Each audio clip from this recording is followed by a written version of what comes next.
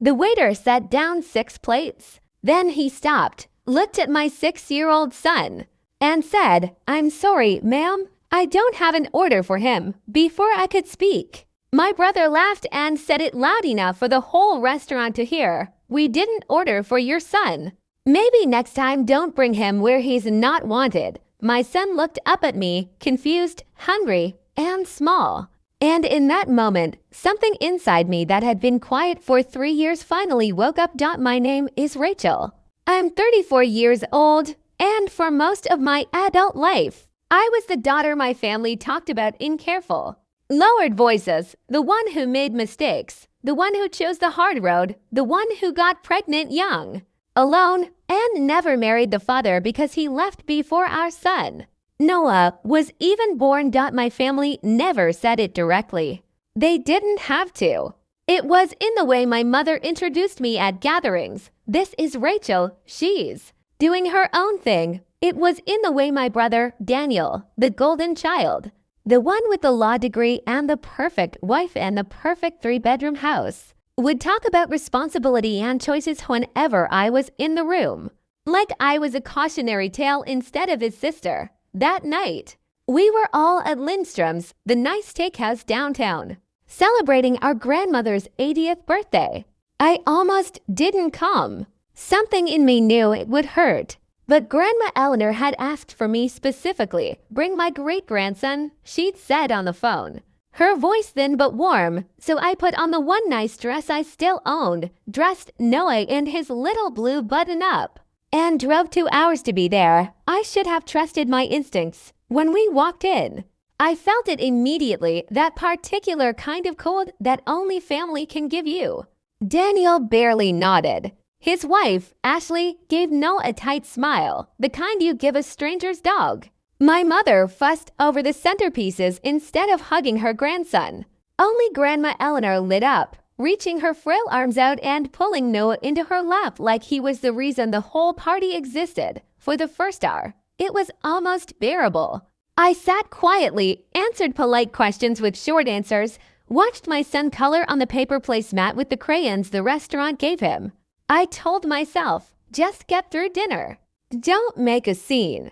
Don't give them a reason. Then the food came. Steaks for the adults. A kid's meal, chicken tenders and fries, was supposed to come for Noah too. I distinctly remembered Ashley taking everyone's order at the start, including his. But when the tray came out, there were 6 plates. Adult plates. Nothing for my son. The waiter apologized, said he'd check the ticket. And that's when Daniel said it. Not quietly. Not as a mistake he wanted to quickly fix. He said it with a little laugh, like it was a joke everyone was supposed to enjoy. "We didn't order for your son. Maybe next time don't bring him where he's not wanted." The table went quiet, but not the uncomfortable, sympathetic quiet I expected. It was the quiet of people who agreed but didn't want to say it out loud. My mother suddenly found her wine glass fascinating. Ashley looked down at her lap. Nobody defended us. Nobody said his name, Noah, like he was a person and not an inconvenience. I looked at my son. He wasn't crying. He was just still, the way children get when they understand more than adults think they do. He quietly closed a crayon box and folded his hands in his lap, like he was trying to take up less space in the world. I want to tell you I stayed calm because I was strong.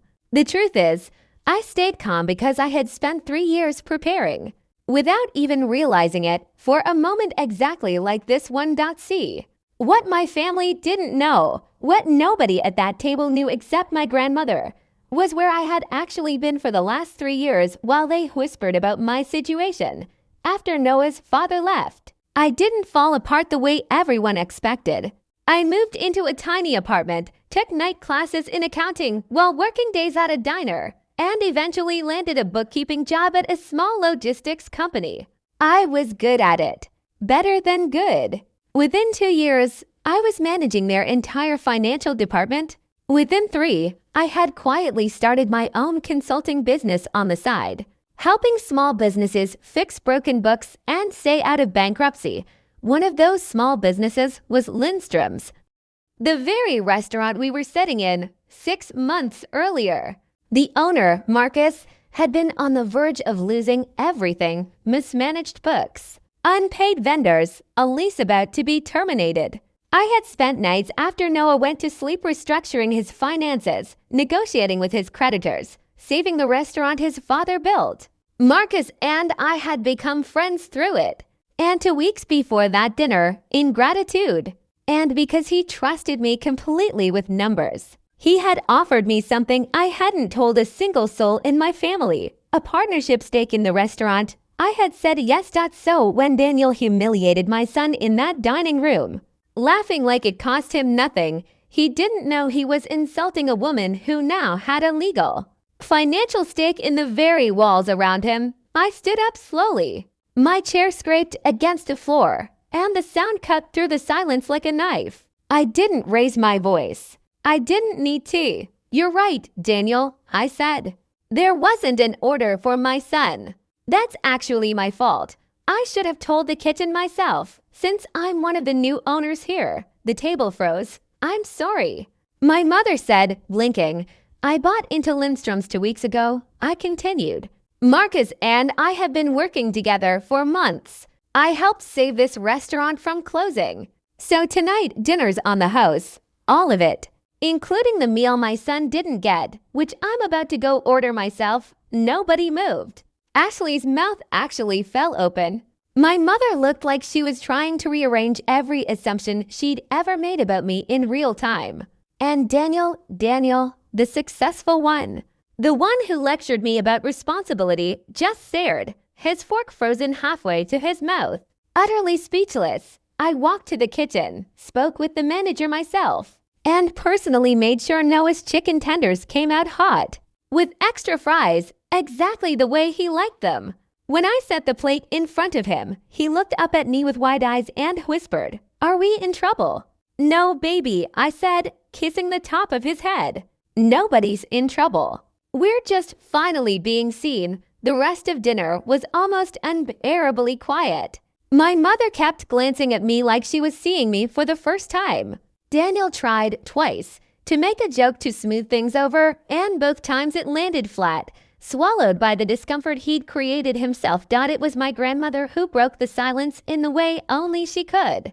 She reached over, patted my hand with her thin, wrinkled fingers, and said, loud enough for the whole table to hear, "I always knew you'd be the one who turned out strongest. Some people just take longer roads to get to the same place, or a better one." Daniel finally spoke, quietly, almost to himself. "I didn't know. You didn't ask," I said, not with anger, but with a tiredness 3 years in the making.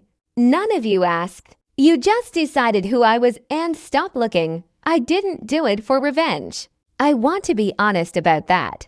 I didn't spend 3 years building a career just to have a dramatic moment in a steakhouse. But when that moment came, I realized something important.